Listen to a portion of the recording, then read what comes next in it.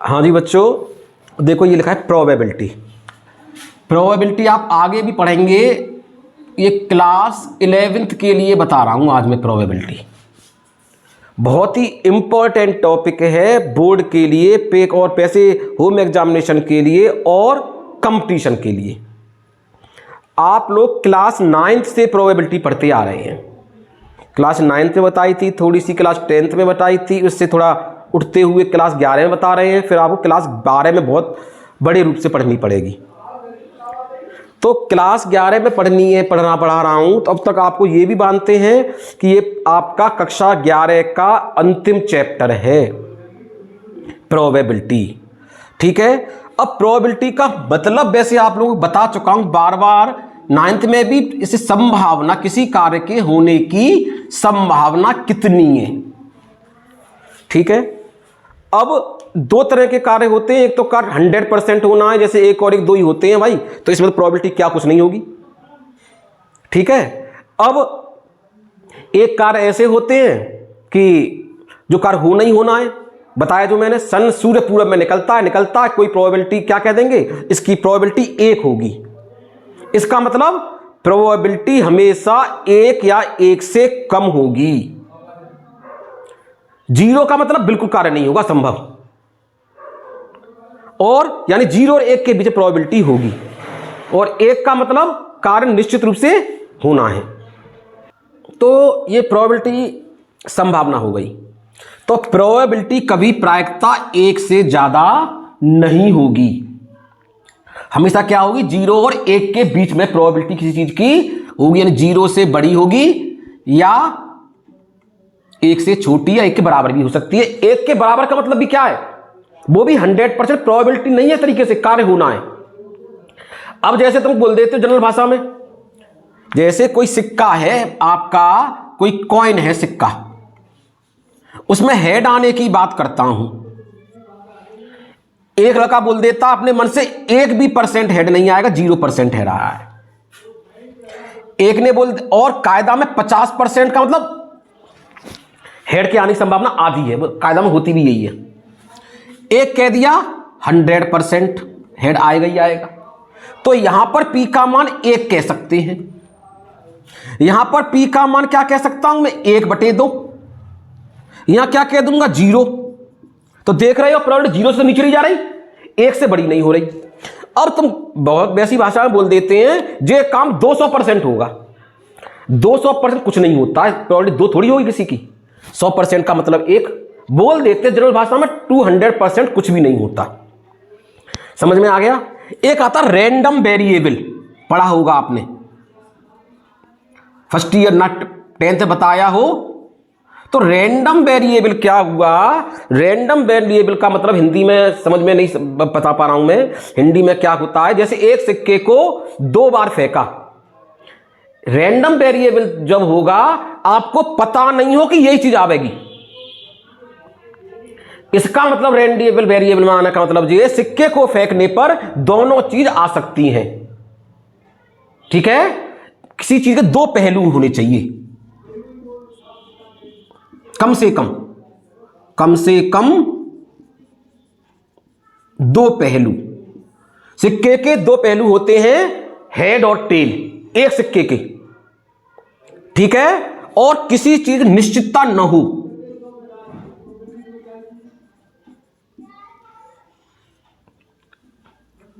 सिक्के को फेंकने पे निश्चित नहीं है हेड ही आवेगा कि टेल ही आवेगा, संभावना समान है।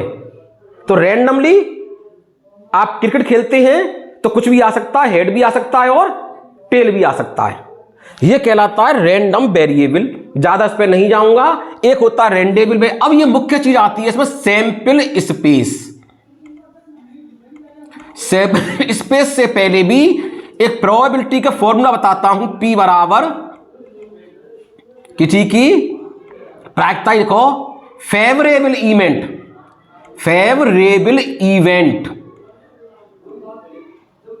या फेवरेबल आउटकम्स बटे टोटल आउटकम्स।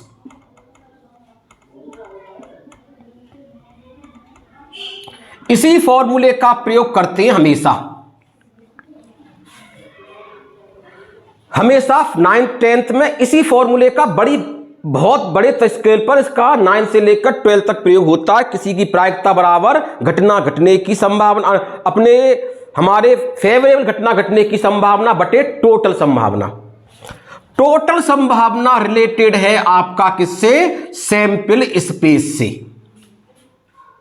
इस सैंपल स्पेस क्या होता है तो मैं आगे आपको, जैसे कोई एक सिक्का है, सिक्के की एक उछाल का सैंपल स्पेस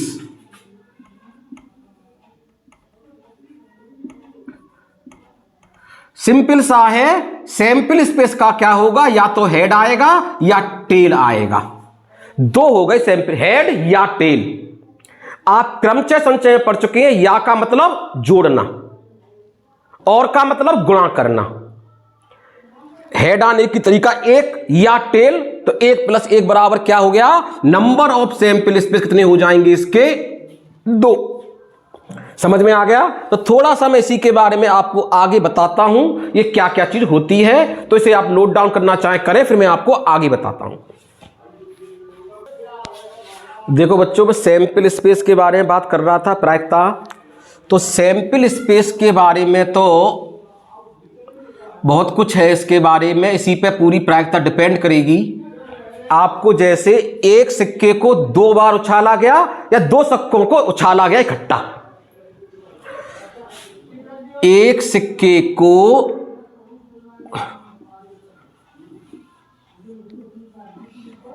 2 बार उछाला गया, 2 बार उछाला गया, या 2 सिक्कों को उछाला गया।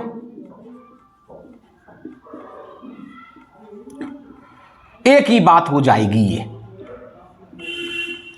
इसका सैंपल स्पेस पूछा है भाई। एक सिक्का ये रहा, एक सिक्का ये रहा। तो एक सिक्के के 2 पहलू होते हैं, हेड या टेल, या में जोड़ देते हैं। इसके भी 2 होते हैं, इसके की 2 और लग गया बीच में, इसके भी 2। तो नंबर ऑफ सैंपल स्पेस की डायरेक्ट बात करी जाए तो 2 × 2 4 हो जाएगा। समझ में आ गया? और का मतलब गुणा और या का मतलब जोड़ना। अब ये होगा क्या? तो देखो, ऐसा भी हो सकता है पहले पर भी हेड आवे, दूसरे पर भी हेड आवे। इस सेट के अंदर लिख रहा हूं, यहां मझला क्वेश्चन लगा रहा हूं, छोटा क्वेश्चन लगा रहा हूं यहां पर। या पहले पर भी टेल, दूसरे पर भी टेल आवे, या पहले पर हेड आवे, दूसरे पर टेल आवे, पहले पर टेल आवे, दूसरे पर हेड आवे। तो सैंपल इसका स्पेस हो गया ये। ठीक है? अब इस सवाल को देखो, सैंपल स्पेस बता ही दिया है, तो आपको मैं प्रोबेबिलिटी की एक बात बताऊं। अभी मुझसे पूछ लेता है 2 सिक्कों को उछालने पर दोनों पर हेड आने की प्रायिकता। यही बता देता हूं, हालांकि मैं सैंपल स्पेस बता रहा था। तो यदि मैं पूछा जाए दोनों सिक्कों पर हेड आने की प्रायिकता की बात की जाए, यदि करता हूं प्रायिकता की बात, तो एक ही स्थिति बनती है, फेवरेबल इवेंट यानी 1 है हमारे पास, और टोटल इवेंट 4 हो गई, 1/4 आ गई। और यदि तुमसे पूछ लिया जाए, क्वेश्चन पूछ लिया जाए, कम से कम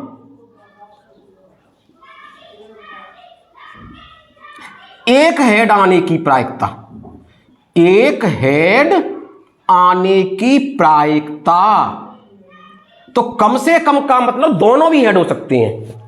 तो या तो ये स्थिति आ जाएगी, या बोल रहा हूं तो जोड़ेंगे सब लोग, या ये स्थिति, या ये स्थिति, या ये स्थिति। अरे दोनों भी तो आ सकते हैं, कम से कम की बात कर रहा है। तो प्रायिकता हो जाएगी कितनी? 3/4। इसका मतलब मैं अभी कह रहा था ना, सैंपल स्पेस बहुत ज्यादा इंपॉर्टेंट है। सैंपल स्पेस के बारे में जानकारी आपके माइंड सब जानते हो आप। ठीक है? किसी का भी सैंपल स्पेस निकालना हो बता दोगे, 3/4 हो गई। मैं कह दूं एक टेल, दोनों पे टेल आने की प्रायिकता ज्ञात करो, जी रही क्या हो गई? 1/4। ठीक है? अब मैं एक सवाल कहता हूं, दो सिक्कों को उछाला जा रहा है, दूसरी बार टेल आवे। पहली बार की मुझे नहीं मालूम क्या आ रहा है क्या नहीं आ रहा है, दूसरी बार टेल आने की प्रायिकता ज्ञात करो। तो दूसरी बार टेल इसमें भी आ रहा है और इसमें भी आ रहा है, तो दो परिस्थिति हो गई। तो प्रायिकता क्या हो जाएगी, 2/4। समझ में नहीं आया तो यहां तक नोट डाउन करें, फिर आपको आगे सवाल कराता हूं। देखो सिक्के की बात कर रहा हूं मैं। अब 3 सिक्कों को उछाला गया या एक सिक्के को 3 बार उछाला गया, बता चुका हूं एक ही बात होती है। तो मैं कह रहा हूं 3 सिक्कों को उछाला गया, 3 सिक्कों को उछालने पर सैंपल स्पेस क्या होगा। एक सिक्का ये रहा, एक सिक्का ये रहा, इसकी भी 2 परिस्थिति होंगी, इसकी भी 2 होंगी, इसकी भी 2 क्यों होंगी, हेड या टेल। ये तथा और लग रहा है, और लग रहा है, तो प्रायिकता नंबर ऑफ सैंपल स्पेस 2 गुणा और के लिए गुणा 2 और के लिए गुणा 8 होंगे। अब सैंपल स्पेस बनाता हूं मैं, हेड हेड हेड, तीनों पर हेड आ जाए, टेल टेल टेल, 2 तो लिख दी, अब 6 स्थितियां बनानी है मुझे मालूम है, इसलिए बताता हूं, पहले ये ज्ञात कर लिया करो। पेपर में सवाल ये नहीं आएगा सैंपल स्पेस क्या होता है, तरीका बता रहा हूं क्या चीज होती है। अब मैं यदि 2 हेड लेता हूं, हेड हेड टेल, 2 की ले रहा हूं केवल स्थिति में, अब टेल हेड हेड और हेड टेल हेड, 3 हेड ले लिए, 2 हेड ले लिए। अब एक हेड लेता हूं, एक हेड का मतलब head tail tail, tail tail head और टेल हेड टेल। 1 2 3 4 5 6 7 8, ये इसका sample space head tail tail या क्या, टेल टेल हेड। ये टेल टेल, 2 टेल पहले आ रहे हैं, हेड बाद में। कोई चीज 2 बार तो नहीं आ गई है, देखो ये आ गया। देखो इसे करना है, 2 हेड ले रहा हूं मैं, 3 हेड, ये देखो टेल टेल टेल आया समझ में, ये आ गया। ये कब है, जब 3 सिक्कों को उछाला जाए। अब जैसे देखिए, एक्सरसाइज के सवाल आज नहीं करा रहा हूं, केवल यही बता रहा हूं। तो देखो अब इसी सवाल में प्रायिकता को भी थोड़ा थोड़ा बता देता हूं। यहां पे मैं तीसरी उछाल में हेड आने की प्रायिकता, तीसरी यदि ये पूछ लेता है तीसरी उछाल में हेड आने की प्रायिकता क्या होगी, तीसरी उछाल में हेड आने की प्रायिकता पूछा है, पीई से नोट कर देते हैं इसे, हालांकि ई भी लिखते हैं पी नहीं लिखते हैं। तो एक तो परिस्थिति ये हो गई, पहली दूसरी से मतलब नहीं है मुझे, तीसरी उछाल में हेड होना चाहिए। तो एक स्थिति जे रही, एक स्थिति जे रही 2, एक स्थिति जे रही 3 और एक स्थिति जे रही 4 ही तो हुई। तो तीसरी उछाल में हेड आने की प्रायिकता 4/8 बराबर 1/2। समझ में आ गया। पहली उछाल से मतलब नहीं है, दूसरी उछाल से मतलब नहीं है, मतलब क्या है, तीसरी उछाल से। तो तीसरी उछाल में हेड आना चाहिए। पहली 2 में क्या आ रहा है क्या नहीं आ रहा है मुझे कोई मतलब नहीं है। तो 1 और ये 2 और ये 3 और ये 4, ऐसे सवाल देखो 11th 12th कह देते हैं, अलग अलग प्रोबेबिलिटी है, बहुत से सवाल मिक्स हो जाते हैं। वो सवाल फर्स्ट ईयर का 12th में भी आ सकता है, ऐसा कुछ नहीं है, क्योंकि सैंपल स्पेस का इंपॉर्टेंस तो 12th में भी है। 12th में सैंपल स्पेस नहीं मालूम पड़ेगी, सवाल नहीं कर पाओगे। प्रतिबंधित प्रायिकता होती है, बेस थ्योरम होती है, जरूरत पड़ती है। आए समझ में, तो इसे नोट डाउन करो, आगे और बताता हूं मैं आप लोगों को। देखो एक सवाल अपने मन से और उसका सैंपल स्पेस बनाता हूं। एक सिक्का व एक पासा उछालने पर का सैंपल स्पेस का क्या निकालना है, सैंपल स्पेस। देखो आपको जानना यह चाहिए कि सिक्का क्या होता है, सब जानते हैं। टिल पासा क्या होता है, गोटी होती है, 6 तक होते हैं। 1 से लेकर 6 तक। सवाल आगे ताशों के भी आएंगे। प्लेइंग कार्ड्स होते हैं जिसमें 52 पत्ते होते हैं, 4 चीज होती हैं, हुक्म, ईंट, पान और चिड़ी। जो ताश होते हैं ना, कुल होते हैं 52। 13 पत्ते होते हैं पान के, 13 होते हैं ईंट के, 13 चिड़ी के। हिंदी क्यों बोल रहा हूं? मैं आपको हिंदी से ही पढ़ा रहा हूं, शुरू से कहता आ रहा हूं। मैं यूपी बोर्ड के लिए ले रहा हूं खासतौर से मैं। 13 चौक 52 और हर सेट के 4-4 पत्ते होते हैं बच्चों। इक्का, बादशाह, बेगम, गुलाम और 10 से लेकर 1 तक, 2 तक, सॉरी 1 तो इक्का हो गया।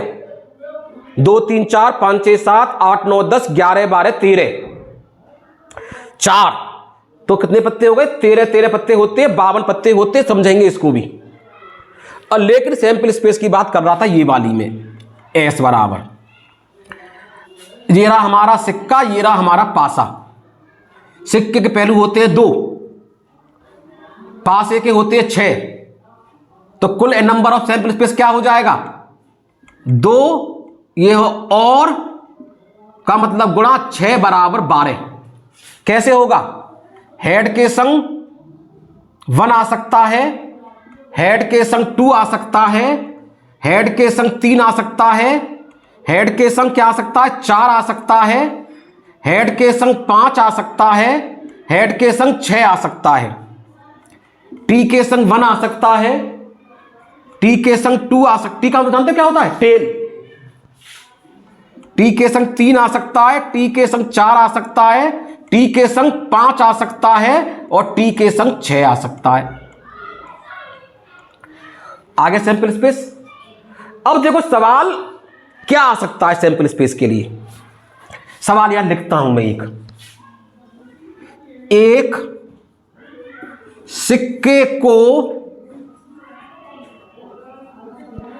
उछाला गया, यदि हेड प्राप्त होता है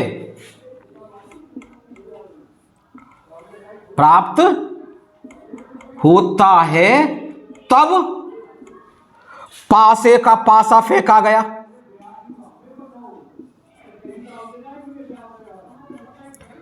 और यदि टेल प्राप्त होता है तब खेल बंद कर दिया गया। क्या कर दिया गया? बंद